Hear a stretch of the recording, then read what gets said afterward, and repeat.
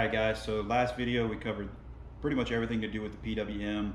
There's still a little bit of wiring left to be done. This video we're going to start on the wiring, getting the battery cable ran, and we're going to also start on the foot peg controls. We're going to be running hoses on the inside of the kayak, which will get those ready for our cables later that will connect to the foot pegs that go back to the motor. Alright, stay tuned. Alright, so running the battery cable, we're going to put the battery up front to help keep the weight kind of evened out. You got the battery up front, motor in the rear, plus you need room for your crate and all that stuff in the rear, so battery up front. This little grommet comes with the motor guides. This particular kayak is getting a Minn Kota, which doesn't have one of these grommets, but basically the grommet is right on the head of the trolling motor. When you pull it all apart, your battery cable runs through this grommet. I happen to have a couple of these, so I'm going to use one. Like I said, it's off a motor guide, so if you're doing a Minn Kota, you may have to find one of these grommets or something that will work for you.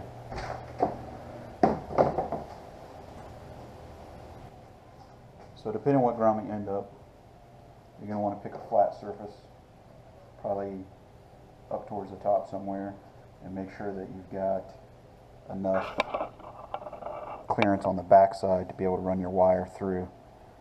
Like if you don't want to pick a spot like this, that on the back side, you know, there's something you're going to hit if you try to run your wire. So just make sure it's got enough clearance on the back side, because we're going to run it through the back and up to that hole.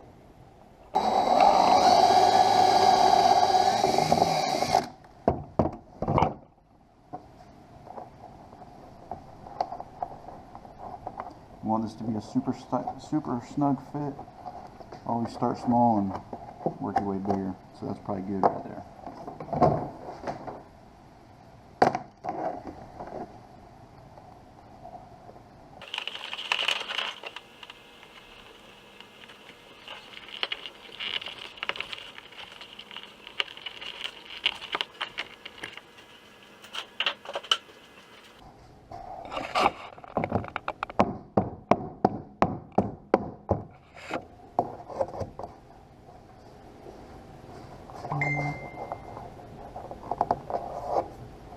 Alright, so that's what we got there. And the battery cable will be down here, which we'll just fish out real quick. So I've had lots of questions about how easy it is to run the wires and whatnot. Battery cable is easy because that wire is stiff. So basically when you shove it through that hole up front, you can just use a coat hanger. If you're lucky enough to have a wire coat hanger somewhere in the house. This is actually my last wire coat hanger in the house, but I got it straightened out, and this is pretty much what I use to run all the wires and cabling in the whole entire kayak. So that battery cable,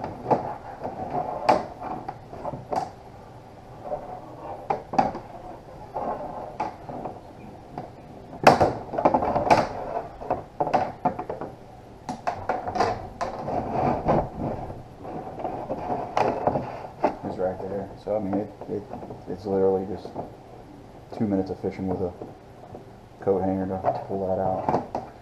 So this will make our connections for the PWM. Goes on the battery side of the PWM. But for now, we're just gonna get it out of the way, and then we'll finish up our connections up front for the battery. All right. So for our connections up front, I use a trolling motor quick connect made by Atwood. You can get it at Walmart, about $10. It's just got these butt connections, which we're going to put on our battery cable, and then I like to use marine grade heat shrink for all my connections. You can pick it up at Harbor Freight. You get a whole little box of it for about $5. And the marine grade is good stuff because it's got goop on the inside that whenever you heat it up, it makes everything stick. It doesn't just shrink to it, it actually sticks to it. So, just going to cut our heat shrink down.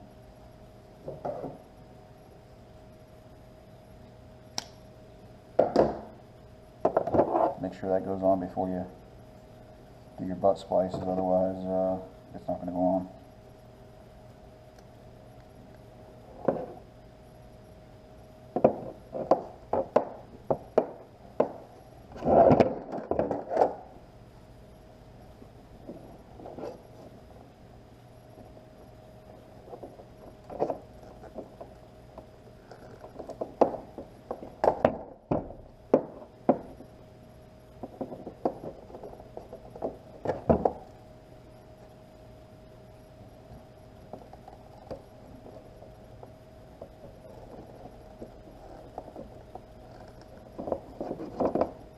Doing a lot of electrical connections, butt splicing and making butt connectors and stuff, pick up a pair of these.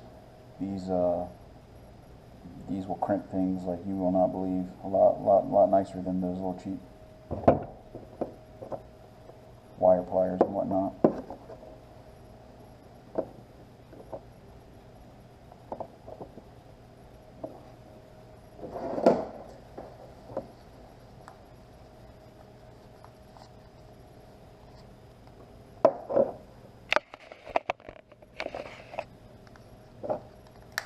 Alright, so there we have it. That's our battery connection. So the owner of the kayak will just have to provide his own battery box, whatever he decides to go with. I personally use lithium just because it's lighter and will last all day, but I know that not everybody uses lithium, so this is something that anybody can use, no matter if they're using lithium or lead acid or whatever they want to use. Now we've got our battery cables ran. I like to work my way from the front of the kayak to the back. So next thing we're going to focus on is going to be our foot controls. I use this stuff right here. You pick it up at Home Depot for about $5-6. It's a sprinkler tubing for made by Rainbird, and you can probably find other stuff at Lowe's and whatnot, but the Rainbird stuff to me is the best. I mean, just the quality of the tube is it's a hard, durable plastic. The stuff I've seen at Lowe's is more of a softer plastic, so I feel like this will hold up much better over time. And then this stuff here is from Home Depot. I haven't been able to find it really anywhere else, but this is your stainless steel, I believe it's 3/32 cable. Do not get galvanized. Just spend a little bit extra, get the stainless steel, go to Home Depot. They do not carry this at Lowe's. What we're going to be doing is drilling a hole right in this corner, and then we're going to insert our hose, and then we're going to run that to the back of the kayak, and we'll pull it out the back. So the principle behind this is that will give us a chase for the cable, and because it'll all be one piece, it'll be a nice and smooth pull. And then on this side we'll secure the hose. It'll run to our foot pegs.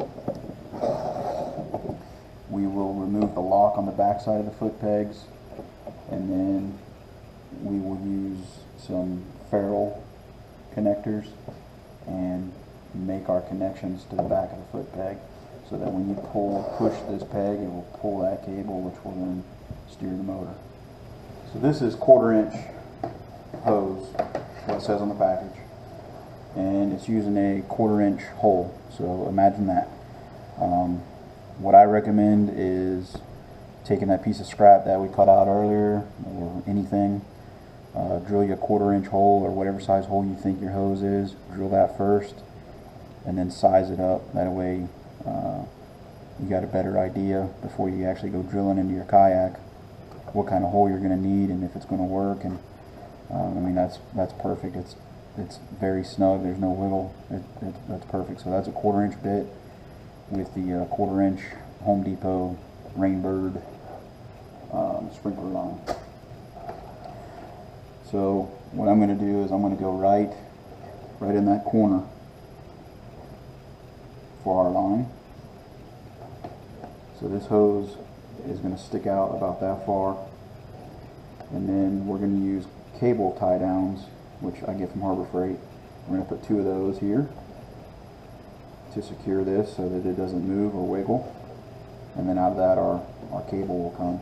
And then I've got a brass connector that will slide down in there to give this line protection on the end. So I'm just going to start with my hole right there.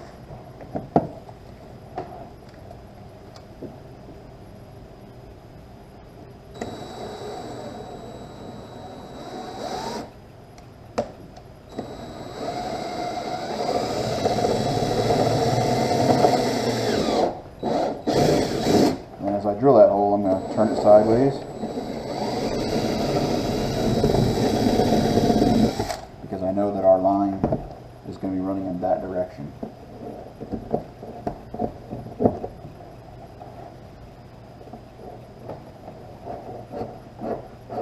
And our hose will feed through just like that.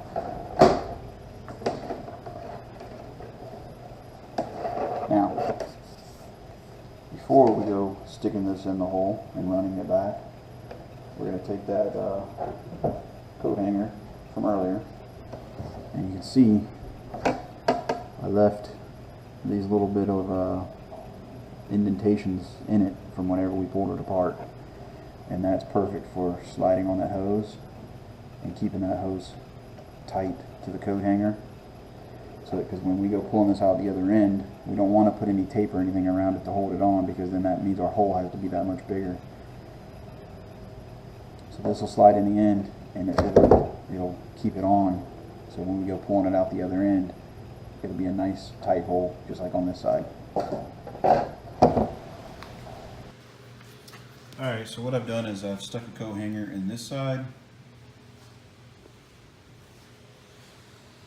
and also in this side, and that's to try to keep all the kinks out of it.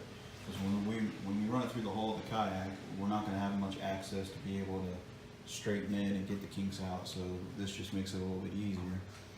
We've got our hole up front, so what we're going to do is we're going to feed through that hole. We're going to push it on back to our hatch.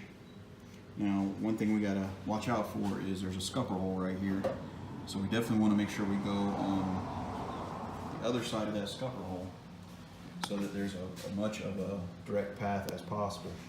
So we got to make sure that when we feed it this way, we go on the other side of that scupper hole, and then it's going to come up. And on the 120s, we have these molded into the kayak. That's for the rudders. So we're going to use that. We're going to push a wire through here, and then we're going to grab that wire at the hatch, and then we're going to tie that wire onto our coat hanger. So we'll pull the wire from this end, and what that will do is that will pull the whole hose, coat hangers, and everything straight pull all the way back to the back. Now, if you guys have a 100, it doesn't have those fancy little molded in pieces. So there we just come out the back of the kayak in a good spot for the steering. And on the 120 I'll do the same thing, but we've got our little brass fitting that goes inside, and then we got more of our heat shrink over the top to keep everything secure, and that thing doesn't go anywhere. It doesn't go back in the kayak. You don't have to worry about it, falling inside. So what I'm going to do right now is I'm going to drill our 1/4 inch hole in the back. I'm going to feed this pull string wire from the back to the hatch, and I'm going to grab it, and I'm going to pull it on this side of the scupper hole towards me, and then whenever I push this hose through, I'll make a little connection with some electrical tape just to give me enough strength to be able to pull it back through that 1/4 inch hole in the back.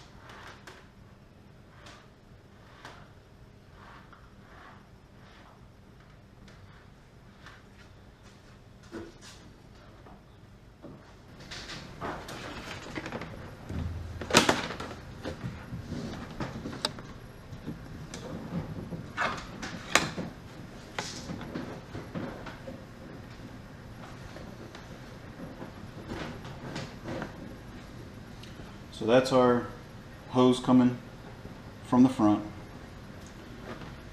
That's our pull string from the back. You see it took me a couple of tries, but I mean still it's only about a 2 or 3 minute process. You want to get it right where you want it. So what I'm going to do right now is I'm going to attach the pull string to my clothes hanger. Just going to use some electrical tape. We don't have to use a lot of pressure to pull us back where we want it, so it shouldn't be too critical as to, you know, how secure we really make this. There's not really anything holding it from going back. It's just we want to guide it back. And the reason for doing it like this again is we got our clothes hanger on the inside of this hose, so that means I don't have to have anything wrapped around the outside of this hose, because if I did, then that hole in the back would have to be that much bigger. I only want that hole in the back big enough just for this hose to be passed through. So all of this will pass through that hole no problem. So now I'm going to pull my slack back from the front. Get it to clear that scupper hole.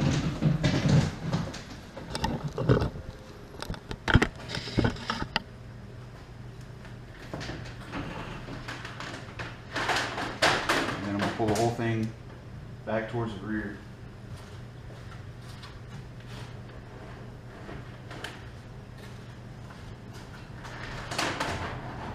So you'll have to work it a little bit from the front to the rear.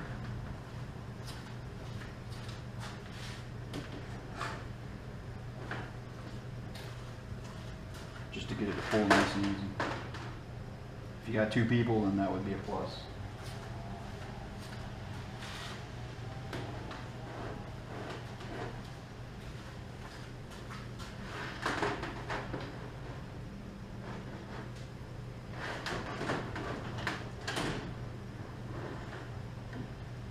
Alright, so now I'm right there. There's my clothes hanger.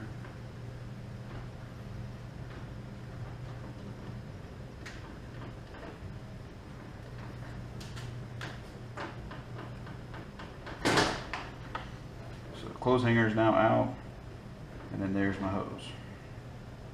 So now what I've got is the hose on the inside, nice and straight. And we'll pull my clothes hanger out.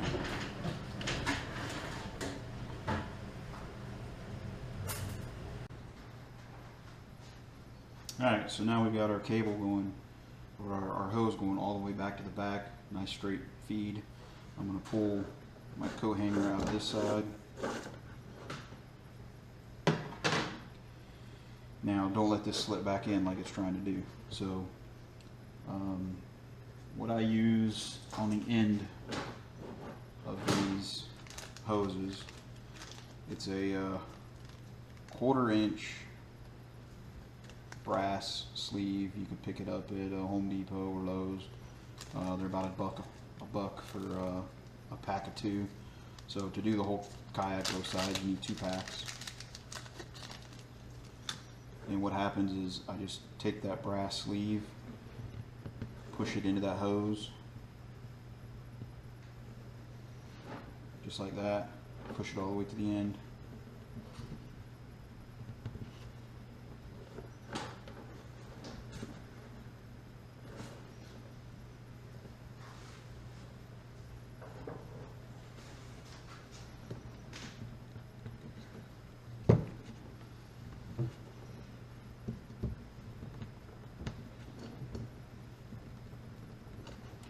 hose can be a little hard to hold on to, but it'll go in there. So now what that does is that protects that end of that hose from getting chewed up by the cable or anything. So it gives you a little bit of protection. So the next thing I'm going to do is I'm going to lay this thing out. Probably right about there, about 1.5 inches away from the foot peg slider. And then I'm going to use 1/4 inch cable ties. I'm going to slide those onto the 1/4 inch hose.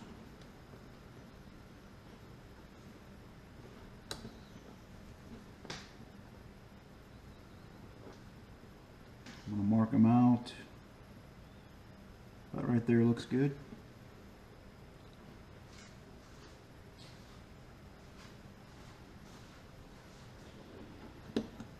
All we're trying to do is basically prevent this hose from moving around and wind it back up inside the kayak. So